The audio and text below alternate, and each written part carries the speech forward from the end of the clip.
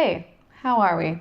Today I wanted to take it casual, sit down on the couch, enjoy a little bit of chill time together, answering some questions because it's been, I think, about a year since the last time I did a Q&A, and I figure we are about due, and I wanted to do a nice, uncomplicated, relaxing video, and sometimes you guys miss my face, so I have to turn the camera around, so here you go. So a little while ago, I prompted Instagram with some questions. So if you ever want to be a part of a future Q&A or to just ask me some questions, you can follow me on Instagram at StarkNaked. And then I know I'm going to potentially run out of questions here, so we'll go into the deep, dark depths of my DMs, which are a truly godforsaken place. So the first question is, how did my interest start for bikes and was it always there? So I definitely answered this in the first Q&A, but if you can't be bothered to watch that really awkward first video, I started riding dirt bikes as a kid on my uncle's property. My uncle, he's always owned Ducatis and Hondas, and I'm pretty sure he's had BMWs before, and he used to have dirt bikes on his 120-acre property. So my brother and I would rip around on those, and so I just rode kind of recreationally during those days. I didn't do it super often, and I wasn't doing it like racing or anything like that. It was just a hobby thing. And then my brother started riding 1 year after he graduated college, and he's 3 years older than me, and we're on kind of the same bike journeys. Like, I started at the same age that he started, and we both started on Hondas and then got Ducatis. His first bike was a Honda CBR 500R, and my first bike was a 250 Honda Rebel. It was nice and small, and it was it's an iconic first bike. I love that thing. It was kind of always there because it was always in my family, and that made it a really easy introduction for me getting into riding. So I want to ask the best motorcycle trip that I've been on so far. So I do mostly city riding, and I'm sure if you watch my moto vlogs, you see a lot of that. I haven't done a lot of moto traveling, like I haven't taken the Ducati on a long trip, but I have rented bikes while I've traveled, and I've only just started doing that. First time was in December when I rented that Multistrada, and then the most recent time was in early June when I rented the 2015 Dyna. The Multistrada was a 2011. And then a 2015 Dyna in Austin. And both of those were awesome in their own ways, and I enjoyed them both, so I don't think I could pick a favorite so far. Both were wonderful experiences. On the Multistrada, I had a completely solo trip. I didn't ride with anybody, and I took the Angel's Crest Highway part way up. I went to Newcomb's Ranch, and then I rode back. It wasn't even open, so it was a really beautiful ride regardless, though. That was just like a fantastic experience, and I think that's maybe one of the more challenging rides I've been on, actually, because out here there's not a whole lot of twisty windy kind of stuff to work with, and it was also challenging just because it was a bike that I wasn't accustomed to, so I took it pretty careful, but it definitely pushed me out of my comfort zone a little bit with my riding abilities and made me just challenge myself a little bit more and become a better rider. I think riding different bikes and going new places and getting out of the city is really improving the way that I can handle curves and the way that I'm growing as a rider. Do I use my bike for daily commuting? I do. I don't own a car, as I mentioned recently in another video, and I have kind of an unusual circumstance. I know a lot of people don't get to live this way, but I do contract work and I'm basically a freelancer. So I have office space that I ride to that's not very far from where I live. But then even so, on a bad day, I could theoretically just stay home and work. I can work from anywhere. And that is why I like to leverage that or take full advantage of that and travel when I can, because then I can always work while I'm traveling. So I haven't taken a proper vacation in some time, maybe only once in the past, once ever since graduating college. I've only taken one completely unplugged trip, and it was about 6 days, I want to say. I was in Cuba, so I had to unplug and I didn't bring my laptop. But every time I travel otherwise, I always have my laptop and I'm usually working. And I'm sure some people that might drive them crazy, but to me, I can kind of take half days here and there, and I can make my work schedule around my optimum productivity, which is the best time to do it, I think. There's no use just gluing myself to the seat and trying to get something done if there's no traction. So I give myself the space to work on creative projects, to give myself a little bit more inspiration to work on billable projects for clients. But yeah, so I use the bike as a daily commuter. That's just like way too much information that you didn't ask for.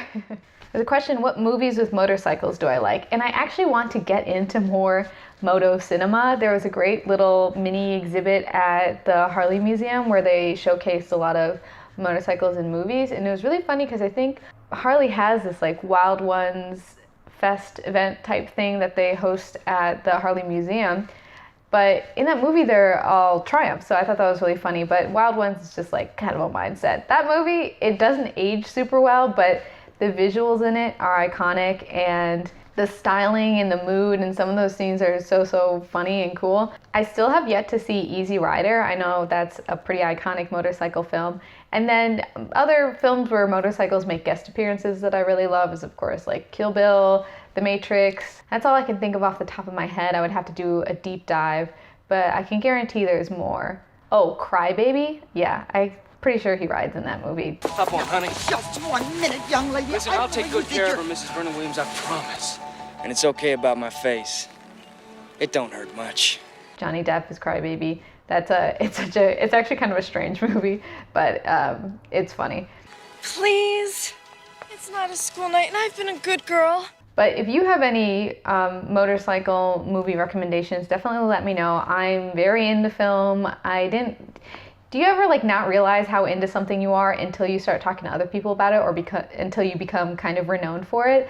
I didn't realize that everyone like didn't make it a quest to have a really like robust film viewing, or like make a priority of watching like critically acclaimed and classic films until sometime during college when I like answered a question during class and I was like, that reminds me of this scene in Amistad, and I was like, why have you seen Amistad? That's so random. And I just kind of have a passion for arts and culture, so I just want to watch new things and see new perspectives and see those classics. Okay, someone asked me what my favorite coding language is. So I do a lot of front-end development with the type of work that I do, and I think they were saying like other than HTML or something. Of course, like you can't build web pages without HTML and CSS, and those are just like, you know, the OG languages. But other than, I mean, I know some JavaScript, of course, and I had to learn Java during college, which was not cool. That, if anything, I have a least favorite language more than I have a favorite language. Java was totally whack, and it definitely wasn't my favorite coding language to learn, especially because I think it was the mathematical thinking involved. There's all this looping and stuff, and the work that I do, it interacts with databases, and it's a little bit more like visual coding. That's essentially, I'm just like changing the way a page functions and not so much creating these like logical loops or anything like that. But if I had to like pick a favorite, I really like the Liquid templating language, and templating languages tend to like change between different platforms and stuff, but I've been using the Shopify one, and that's pretty intuitive, and I used to use the Business Catalyst one, and now that's being phased out, but the Shopify Liquid templating language is really intuitive and pretty straightforward. So if I had to pick a favorite language, I suppose that would be it. What is my view on the Royal Enfield Interceptor 650? Try one and let us know.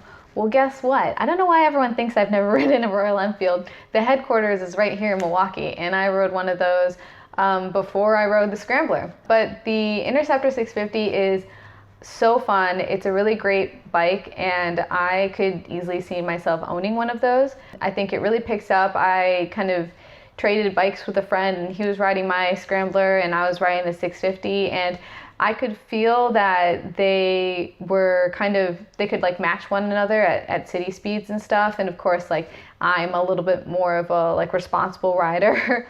But I think one cool thing about the new Royal Enfield Interceptors is the fact that they're a big enough engine to arguably go freeway speeds and stuff, but they're super forgiving. I think they're would be a fantastic medium-sized beginner bike, one of those beginner bikes that'll grow with you, like the ones that I was talking about in my other video, ones that you're not just eager to swap out for a bigger engine. Like the Rebel 250, that was really fun, of course, but once I had tried any other kind of bike, I knew I needed to upgrade. And so the 650, like if you pick that as your first bike, you can really hold on to that for a long time. I think the throttle response is really forgiving. The Scrambler, it's got that kind of sport bike feel where it wants to go faster, and the throttle response is pretty sensitive, and a lot of just the handling on the bike is sensitive, and you're physically putting more pressure on it. So the Interceptor is this cool standard position. It's a relaxed position, but it's still like a naked bike, and it's got a great look. It's got that retro vibe, so it's really comfortable to ride. I could imagine it for long distances, and I think it's a great bike, and it's really exciting. Before, my interest in Royal Enfield was more from a novelty perspective. I like the look of them and that nostalgia factor, but now I feel like the performance is really going to be a key component to where they're going to go in the future. And then I also test rode the bigger Continental GT, and that's a great bike as well. I think they're both really cool. I was asked what made me choose a Scrambler over other types of bikes. So I've been thinking about this more and more because I want to do kind of a long-term review of my Ducati Scrambler Cafe Racer. I had ridden some other bikes. I'd ridden some Japanese bikes, and I borrowed a friend's Monster for a couple months, I think. You know, I had the experience on the Rebel, so I kind of liked the handling better of sport bikes. I liked feeling a little bit more in control of the bike and like over it instead of sitting in the bike. So I like that about the Scramblers, is the fact that the handling was really precise, and it had this robust engine, a lot of like low-end torque, and of course I love the whole Italian heritage aspect of it. One really big factor for picking that bike is I appreciated the weight. It is a 803cc engine, but the overall weight of the bike at wet weight is about like 415 pounds or so, and I really liked that it was a powerful bike, that it was really lightweight. So I think that was ultimately the thing that did it for me. I mean, that paired with, of course, the styling. It looks so beautiful just coming stock, and I just switched up a few things here and there, but it is like 90% the stock bike, and performance-wise, it is all the stock performance parts. So everything I've done to it is basically just cosmetic. I think I'll start approaching that a little bit more critically and see what else I can do, but I know first I had just wanted to get rid of the 54 number panels and make it a little bit more my own. But I just thought that the bike was so beautiful, and actually now they don't quite make it looking the same way anymore. It's like structurally the same, but they changed up the way they do the paint job, so it'd be like a lot more effort to get it to that black look that I have. But I still think it's like a fantastic bike, and it's a very cool bike, and there's not too many floating around. So yeah, I think I'll definitely get more into the bullet points on why I chose the bike and why I still continue to love it in a future video, so stay tuned for that. So I want to ask for the best place to buy women's riding gear. That's tough. Online is definitely the way to go, just because you're going to find a broader selection, and you're going to find some more independent brands and higher quality stuff arguably than you could potentially just find locally. People go to dealers to buy women's apparel, but if you're anything like me, I'm just not a very big person, and I'm already like a small demographic within a small demographic, so there's just not a lot of women's riding gear that fits me that I'm likely to encounter in person, so I've gotten everything that I have online. In terms of jackets, my jacket that I wear most often is the Atwild All-Time jacket. I have the first version, and now they have a 2.0. They're a California-based women-owned company, which is pretty cool. And of course, you can go to like Revzilla and Cycle Gear to get a lot of the main brands like Alpine Stars and Icon and brands like that. And then for riding pants, I'm so happy to have found Pando Moto. They make women's riding pants that are kind of a mid-rise, and so they have this really attractive styling. They're a type of pant that you'd actually want to wear on and off the bike. Kevlar lined, you can insert your like knee armor. They come with knee armor. You can insert hip armor, and they've got a really great fit. So I'm going to do a separate video on those as well. But if you want to check them out now, they have women's pants and they have some really good looking men's pants. I think they mostly have Men's Things. They're a European company, and from what I understand, they also make a priority of ethical and fair labor practices. Someone asked, what's the best way to learn about places to meet other motorcyclists and enjoy the culture? So that's easy peasy in Milwaukee, especially since I'm kind of dialed into the scene because there's so many events. It's a lot easier if you kind of find a physical place that's a cultural hub for this kind of stuff. So if there's any, I mean, obviously I've got the Harley Museum, so that's easy. Then the Iron Horse Hotel hosts bike nights, and then there's other miscellaneous bars and riding groups that will do their own bike nights. So I've tapped into most of the motorcycle community via Instagram, and I think that's going to be the move for most people, Instagram or through Facebook events. So I would recommend doing that. It's easier for me out in the city, maybe finding where the closest city is to you and seeing what kind of events happen, or maybe it's got to be you. Maybe you're going to be the one who's going to bring together the motorcycle community in your area. So that's what works for me out in Milwaukee, and I think it'll be the same other places. Instagram has enabled a lot of women motorcyclists to be connected, and ride outs definitely help for that, for connecting with people. Finding where the bike nights are happening is definitely gonna help a lot.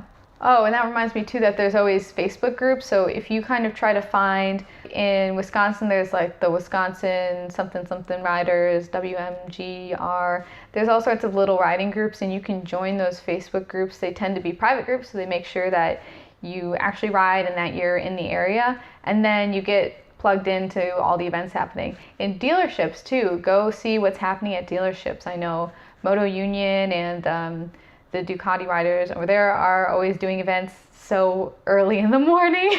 But yeah, the dealers tend to be great resources for trying to meet people. Even if you didn't buy your bike through the dealer, I'm sure they're happy to have you and happy to introduce you to other people. All right, I think that'll do it for today for our casual video. Thanks for coming for the little talk. Thanks for hanging out with me. Thank you so much for liking and commenting and sharing. It seems like a couple of videos lately have really been hitting home for people, and I really appreciate that. You sharing it helps this channel grow, and the more the channel grows, the more I can kind of make a priority of it. I wanted to mention that in July, Great Lakes Supply Co. had our best month yet, so thank you so much for being a part of that and helping make it happen. I'm still offering free shipping on orders, domestic orders over $65, so if you're in the USA and you want to drop a bit of cash, that'll be a great way to get free shipping. Thanks for joining me on the couch. You guys are the best. If you liked it, don't forget to like it. Go ahead and subscribe if you haven't yet. And you can follow me on Instagram at StarkNaked and at Great Lakes Supply Co. Thanks for watching, and I'll see you next time.